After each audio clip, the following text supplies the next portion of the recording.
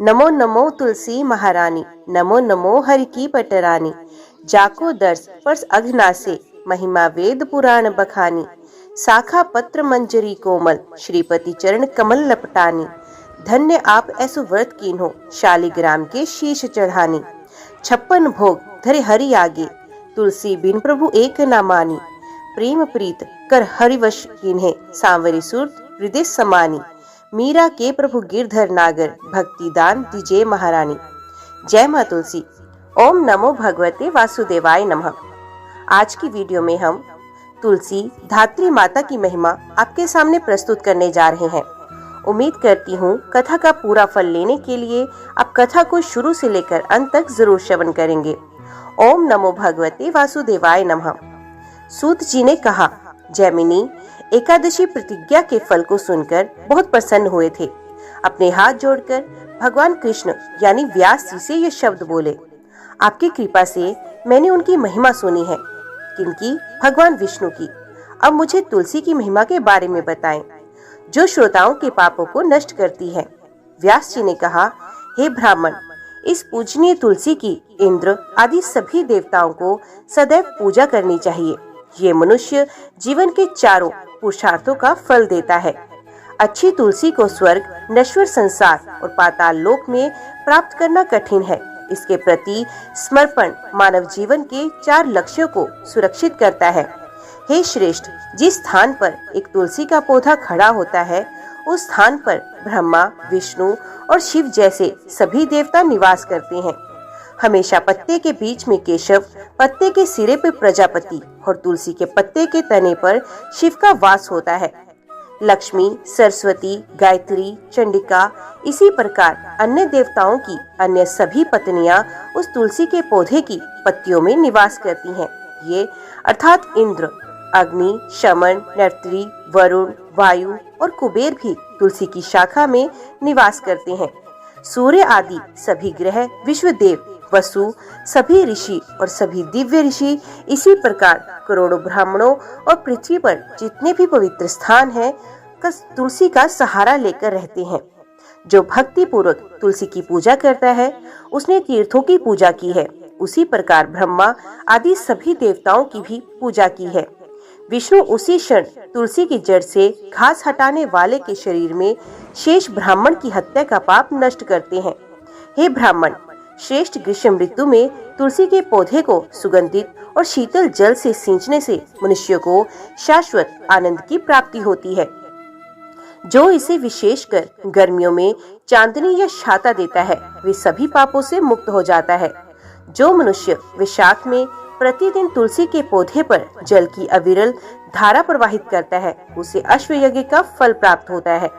जो हाथ फैलाकर और खोखला करके तुलसी के पौधे पर जल छिड़कता है, वे भी सभी पापों से मुक्त होकर स्वर्ग प्राप्त करता है।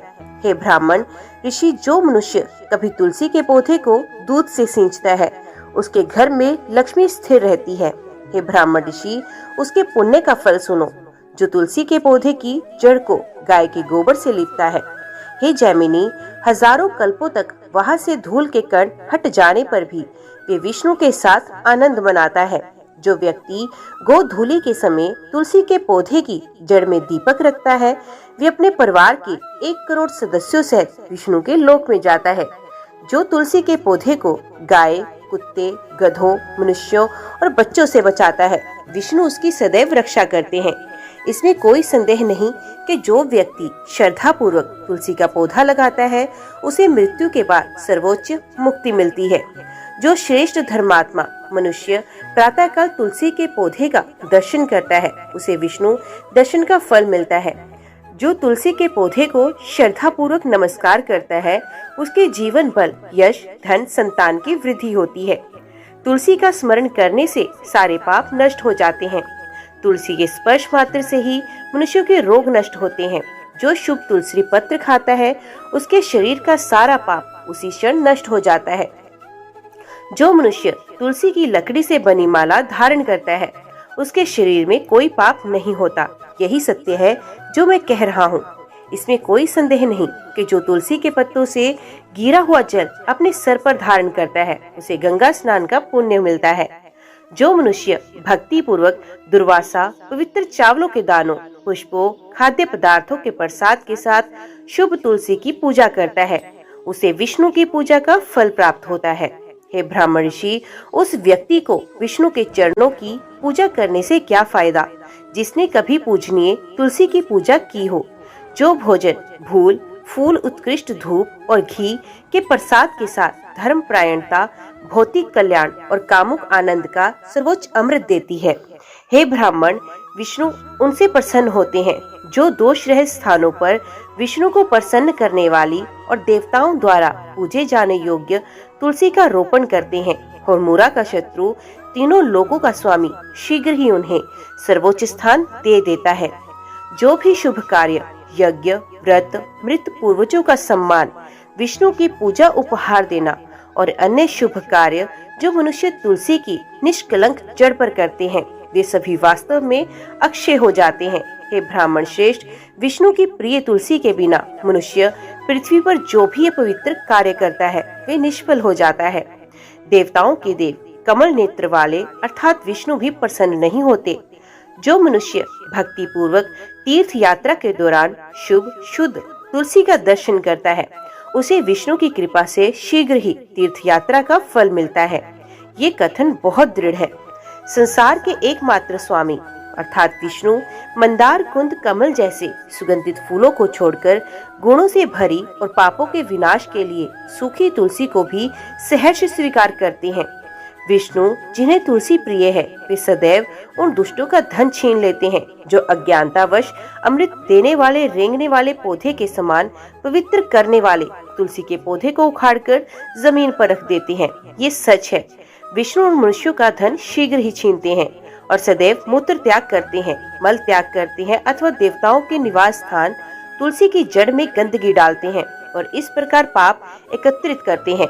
मैं विष्णु की पूजा के लिए तुम्हारी पत्तियां एकत्रित कर रहा हूँ। मैं तुम्हारे पत्ते एकत्रित कर रहा हूँ क्योंकि तुम्हारे बिना पारिजात के फूलों से भी, चंदन आदि से भी विष्णु संतुष्ट नहीं होते। हे पवित्र, तुम्हारे बिना हर कार्य निष्फल है। इसलिए हे देवी तुलसी, मैं आपके पत्ते एकत्रित कर रहा हूँ। मुझे वरदान दो।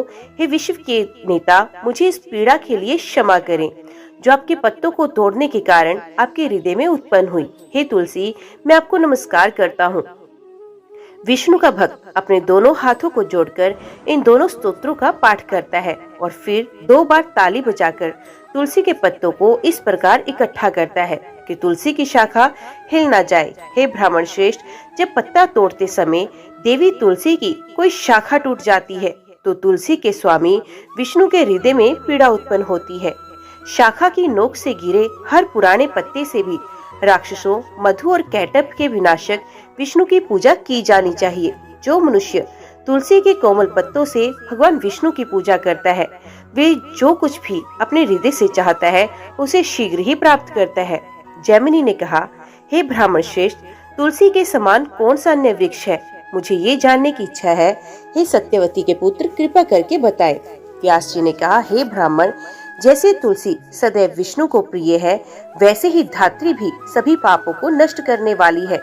हे ब्राह्मण श्रेष्ठ, वे सभी देवता जो पौधे तक पहुंचने के बाद उसमें निवास करते हैं, आमल की जड़ में निवास करते हैं। हे ब्राह्मण श्रेष्ठ, गंगा जैसे पवित्र स्थान वहीं रहते हैं जहाँ विष्णु की सबसे प्रिय शुद्ध धात्री रहती है। हे ब्राह्मण, वे कार्य शुभ या अशुभ जो आमल की के मूल में मनुष्य द्वारा किया जाता है, निश्चित रूप से अक्षय हो जाता है। जो धात्री की शुद्ध ताजी पत्तियों से विष्णु की पूजा करता है, वे पापों के ढेर से मुक्त हो जाता है और विष्णु में समाहित हो जाता है। हे जैमिनी, वे स्थान अपवित्र है जहाँ ना तो धात्री होगी और ना ही तुलसी होगी। मनुष्य को अपने किए हुए कर्म का फल नहीं मिलता। उनके आश्रम में जहाँ शुभ धात्री या तुलसी मौजूद नहीं, उनके द्वारा किए गए सभी पवित्र कार्य वास्तव में निष्फल हो जाते हैं। हे ब्राह्मण, जिसके घर में धात्री और तुलसी नहीं होती, दरिद्रता और पाप रहते हैं और उससे काली प्रसन्न होती है। हे ब्राह्मण श्रेष्ठ, बुद्धिमानों को उस स्थान को शमशान के रूप में देखना चाहिए जहाँ ना तो तुलसी है न धात्री। जहाँ धात्री और तुलसी होती है वहाँ सभी देवता निवास करते हैं। जहाँ न धात्री का पत्ता है न तुलसी का, वहाँ सारा पाप विद्यमान है। विष्णु लक्ष्मी के साथ धात्री फलों की माला पहनने वाले बुद्धिमान व्यक्ति के शरीर का सहारा लेंगे। सभी देवता धात्री लकड़ी की माला पहनने वाले बुद्धिमान व्यक्ति के शरीर का सहारा लेकर रहते हैं। धात्री फलों की माला धारण करने वाले मनुष्य जो भी शुभ या अशुभ कार्य करता है वे अक्षय कहा जाता है। जो मनुष्य ब्रह्मा के संपूर्ण स्वरूप को जानकर धात्री फल खाता है उसके शरीर में बचा हुआ सारा पाप नष्ट हो जाता है। हे ब्राह्मण श्रेष्ठ, मैं तुम्हें वे महिमा बताऊंगा जो धात्री फलों की माला पहनने वाले मनुष्य के सभी पापों को नष्ट करती है।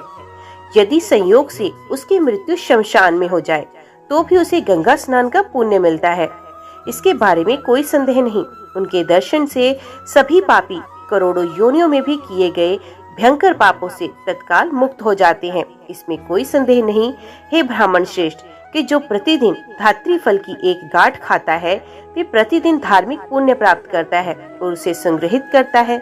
इसमें कोई संदेह नहीं कि जो सभी देवताओं की शरण स्थली धात्री वृक्ष को हानि पहुंचाता है वे विष्णु के शरीर पर प्रहार करता है। धात्री सभी देवताओं से परिपूर्ण है।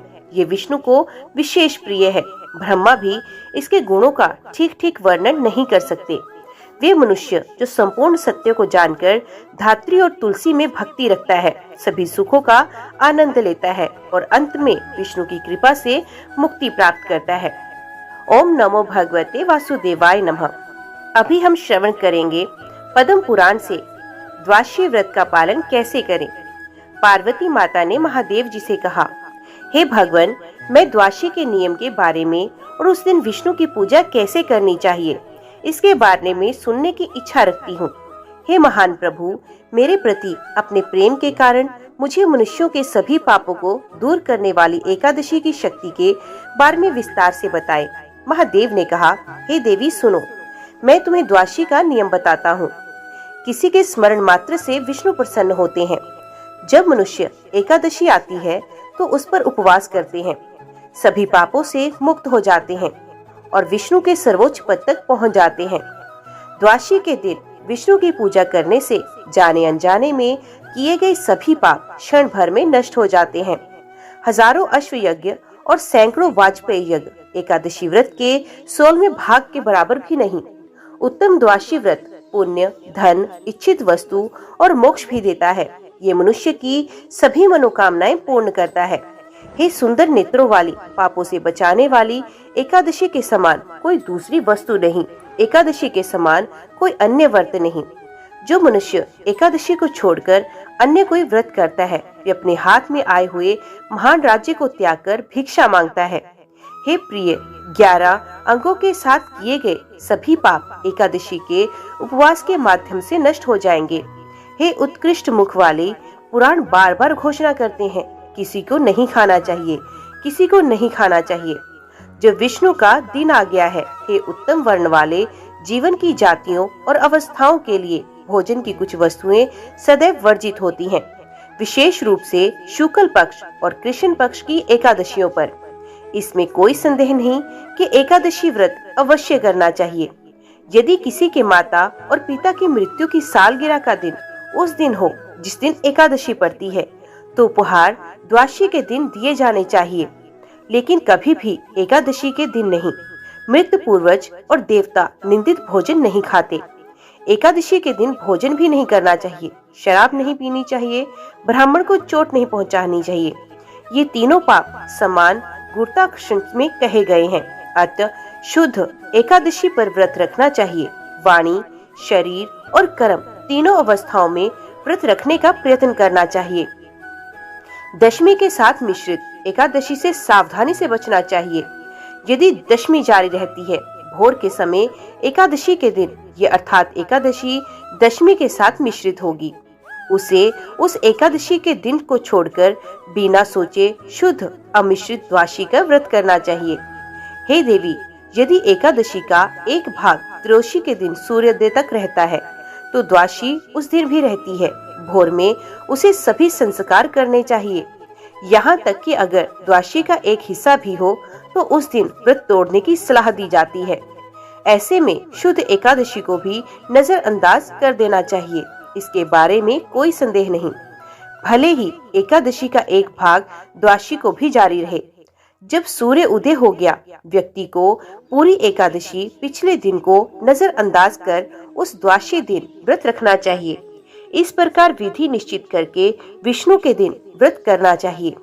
4 भोजन से परहेज करना चाहिए। एक पहले दिन की शाम को, दूसरा आखिरी दिन, 3 दिन की सुबह 2 बार बीच में व्रत रखना चाहिए। दशमी के दिन उसे केवल एक बार भोजन करना चाहिए। अपनी पत्नी के साथ संभोग नहीं करना चाहिए। जमीन पर सोना चाहिए और अगले दिन पवित्र रहना चाहिए।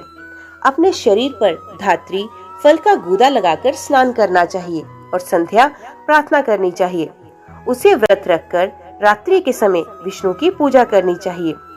विष्णु के भक्त को किसी विधर्मी, निषिद्ध कार्य करने वाले पतित व्यक्ति या चांडाल को नहीं देखना चाहिए। उससे बात नहीं करनी चाहिए, उसे छूना नहीं चाहिए। जो ब्राह्मण विष्णु के प्रति समर्पित नहीं, उसे विधर्मी कहा जाता है। जिसने सर के शीर्ष पर बालों का गुच्छा और जनेऊ का त्याग किया, उसे निषिद्ध कार्यों में शेष रहने वाला कहा जाता है। छोटे बड़े पाप करने वाले को पतित कहा जाता है। सबसे निचली जाति से संबंधित व्यक्ति को शपच कहा जाता है। ये उचित निर्णय वेदों द्वारा लिया गया है। देवादिदेव भगवान की पूजा करके रात्रि जागरण करना चाहिए। रात्रि के समय चंदन, फूल, दीप, वस्त्र, आभूषण, शुभ गुनगुनाना, स्तोत्र, नमस्कार से भक्ति पूर्वक विष्णु की पूजा करनी चाहिए। फिर प्रातःकाल विधि पूर्वक तुलसी मिश्रित जल से स्नान करके मृत पितरों तथा देवताओं को तृप्त करके कोमल तुलसी के पत्तों तथा सुगंधित पुष्पों से लक्ष्मी सहित जगत के स्वामी विष्णु का पूजन करना चाहिए।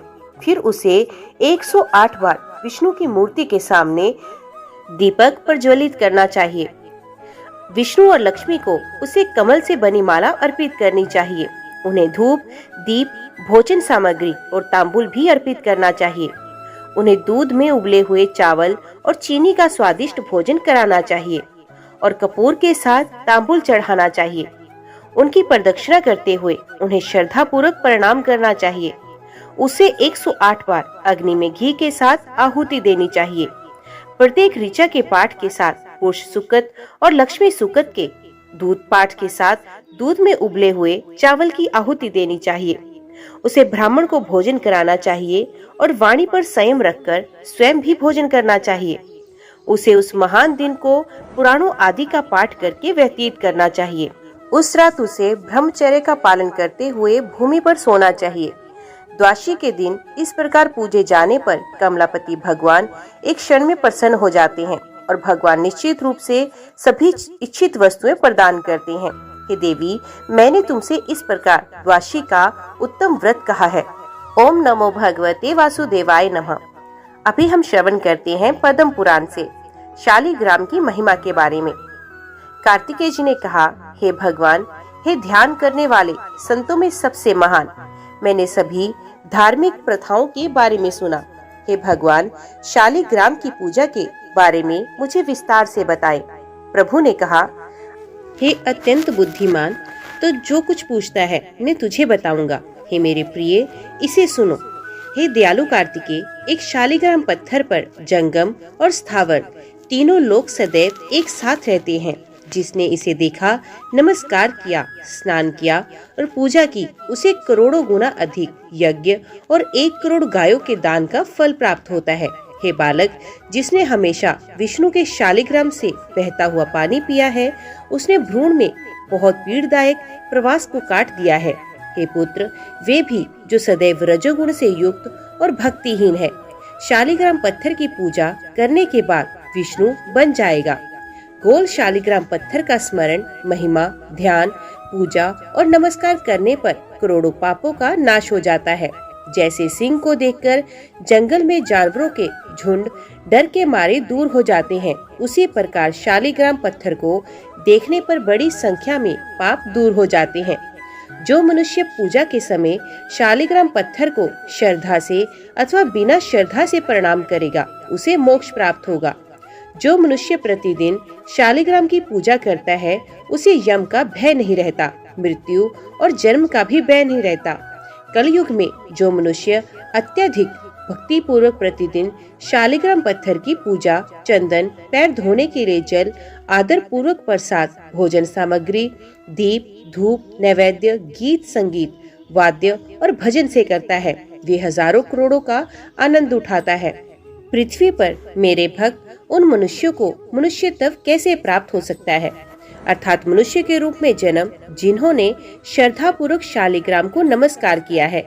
मेरे वे परम पापी भक्त जो मेरे स्वामी विष्णु को नमस्कार नहीं करते, वे पापों से मोहित होकर मेरे भक्त नहीं हैं।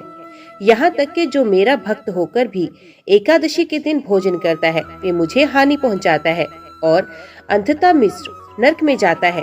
किसी को मेरे प्रतीक लिंग को छूना नहीं चाहिए, उसके लिए अन्य कोई शुद्धि नहीं बताई गई। वे दिन जो विष्णु को प्रिय है, वे मुझे भी प्रिय है। जो मनुष्य उस दिन उपवास नहीं करता, वे पापी तथा चांडाल से भी बदतर होता है। हे पुत्र, मैं सदैव शालिग्राम पत्थर में रहता हूँ। भगवान ने प्रसन्न होकर मुझे वे स्थान दिया है। सहस्र कमलों से मेरी पूजा करने से जो फल प्राप्त होता है, उससे करोड़ गुना अधिक शालिग्राम शिला की पूजा करने से प्राप्त होता है। मृत्यु लोक में जिन मनुष्यों ने शालिग्राम की पूजा नहीं की, उन्होंने मेरी भी पूजा और नमस्कार नहीं किया। हे कार्तिकेय, जो शालिग्राम पत्थर के सामने मेरी पूजा करता है, उसने 21 युगों तक मेरी पूजा की है। विष्णु की भक्ति के बिना सैकड़ों लिंगों की पूजा करने से क्या लाभ? यदि गोल शालिग्राम पत्थर की पूजा नहीं की जाती, तो हे मेरे पुत्र, मुझे अर्पित किया गया भोजन, पत्ते, फूल, फल, पानी का प्रसाद उपयुक्त नहीं है। शालिग्राम पत्थर के सामने सब कुछ शुद्ध हो जाता है।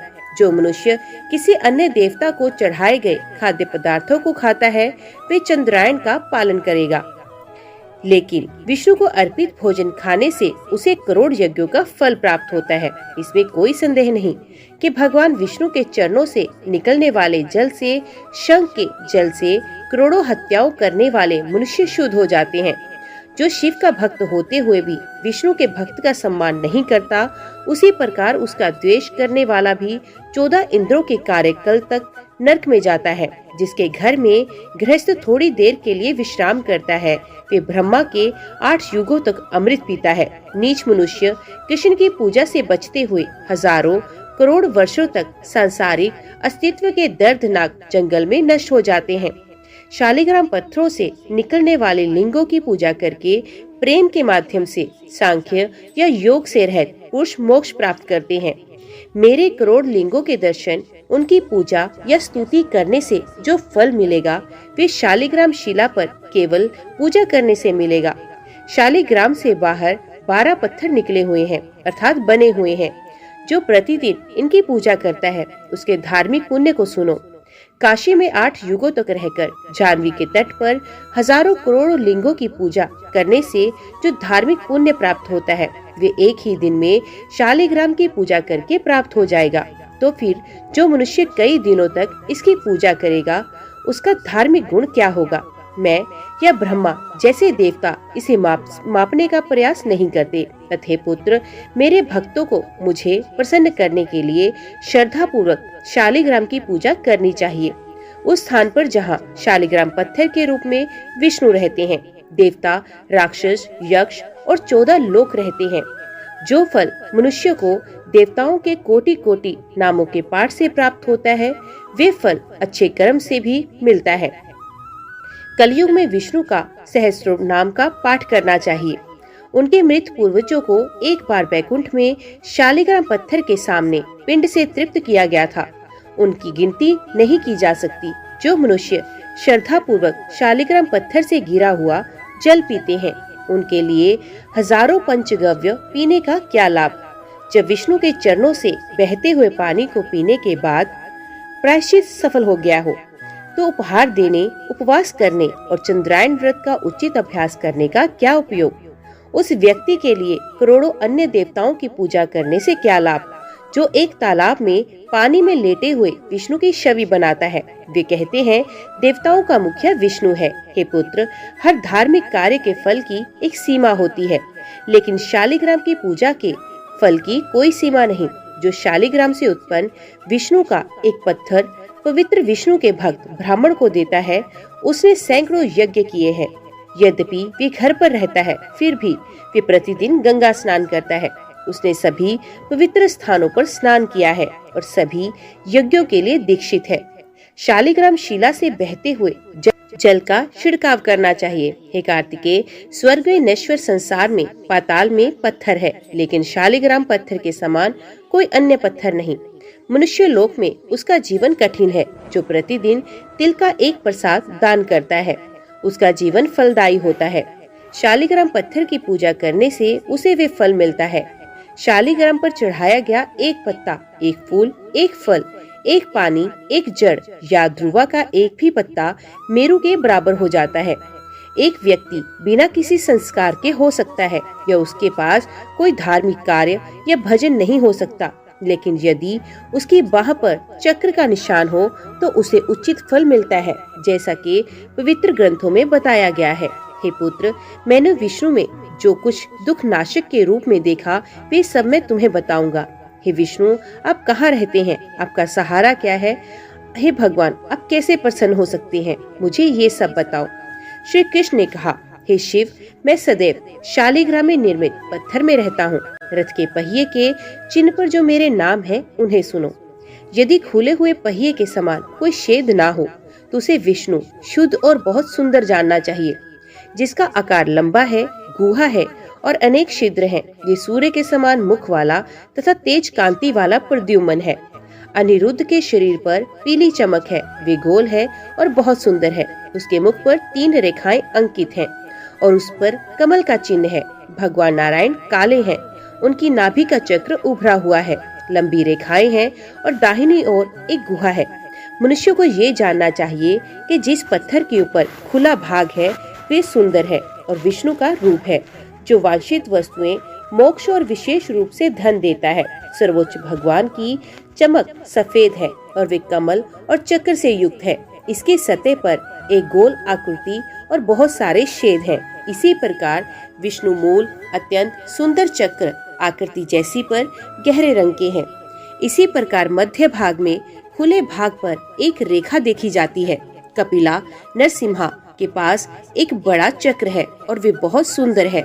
उसकी पूजा ब्रह्मचर्य से करनी चाहिए, अन्यथा वे कठिनाइयां खड़ी करता है। वरा का प्रतीक शक्ति है। दोनों चक्र आसमान बताए गए हैं। वे नीलमणि के समान हैं। उसमें 3 रेखाएं हैं और नाभि से सुंदर है। जो मणि लंबी सुनहरे रंग वाली 3 रेखाओं से सुशोभित होती है वे मत्स्य कहलाती है और भोग तथा मोक्ष रूपी फल देने वाली है। इसी प्रकार कूर्म उभरा हुआ सतह पर गोल और एक चक्र से भरा होता है। कौस्तुभ से अंकित इसका रंग हरा है। ग्रीव का आकार घोड़े जैसा है और वे 5 रेखाओं से सुशोभित है। अनेक चिन्हों से भरा है और सतह पर एक नीला चिन्ह है। वैकुंठ का एक अविभाजित शरीर है और उस पर चक्र और ध्वज का चिन्ह है। इसी प्रकार छेद पर गुंजा फल के आकार की एक बहुत सुंदर रेखा होती है। इसी तरह भगवान श्रीधर को लकड़ी के फूलों की माला से चिन्हित किया जाता है। कदम्ब के फूल के आकार का है और 5 रेखाओं से समूह से सुशोभित है। गोल और छोटे को वामन कहा जाता है। ये 80 फूल के समान है और एक चिन्ह से सुशोभित है। इसी प्रकार सुंदर देवता काले रंग के और अत्यंत तेजस्वी हैं। इसके बाईं ओर एक गदा, एक चक्र है तथा दाहिनी ओर एक रेखा है। इसी प्रकार दामोदर बड़ा है। इसके केंद्र में एक चक्र है।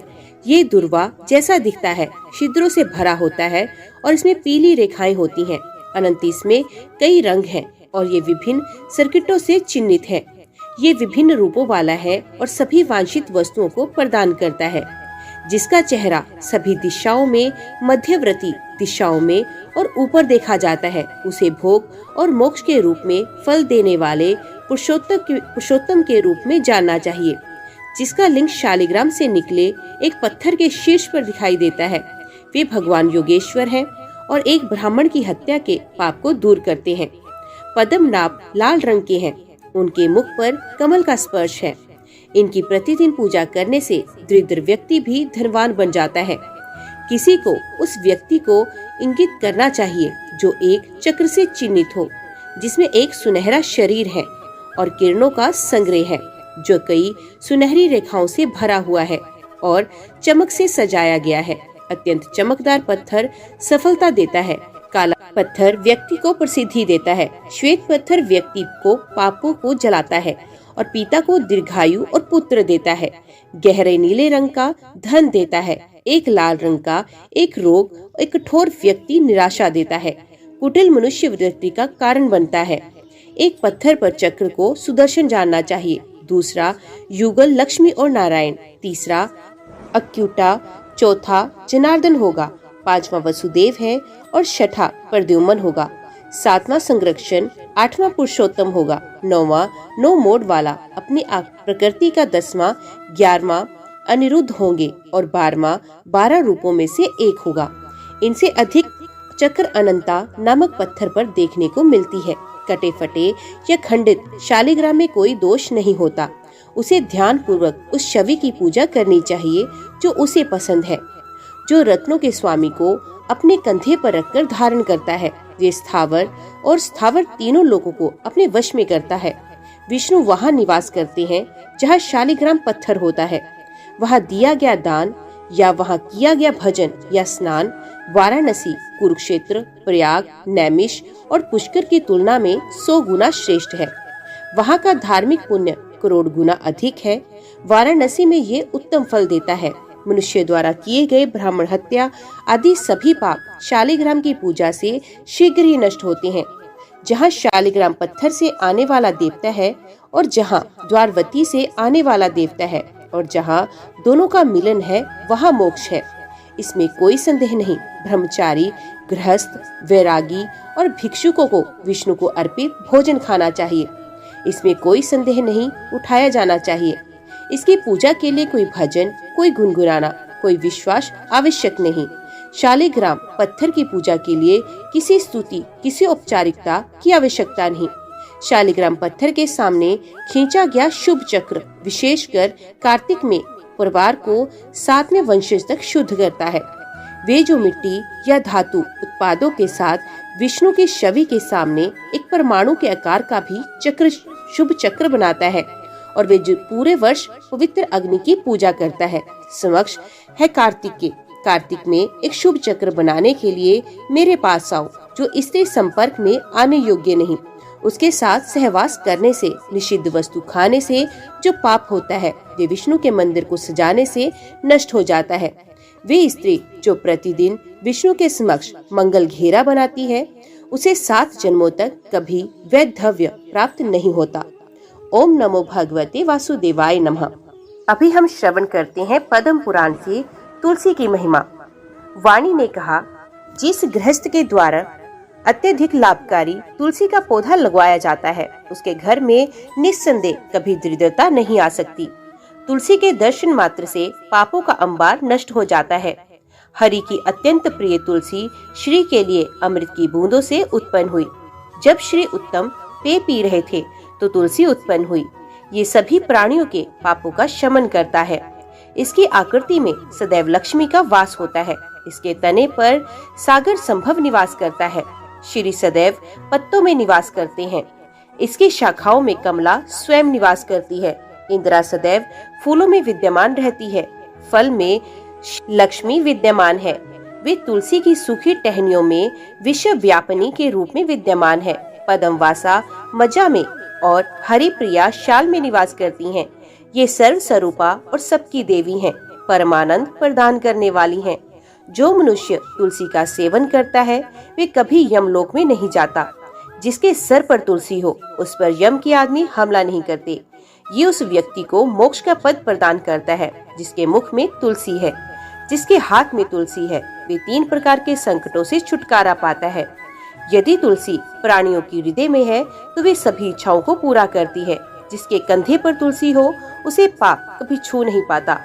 जिसके गले में सदैव तुलसी रहती है वे जीवन मुक्त आत्मा है।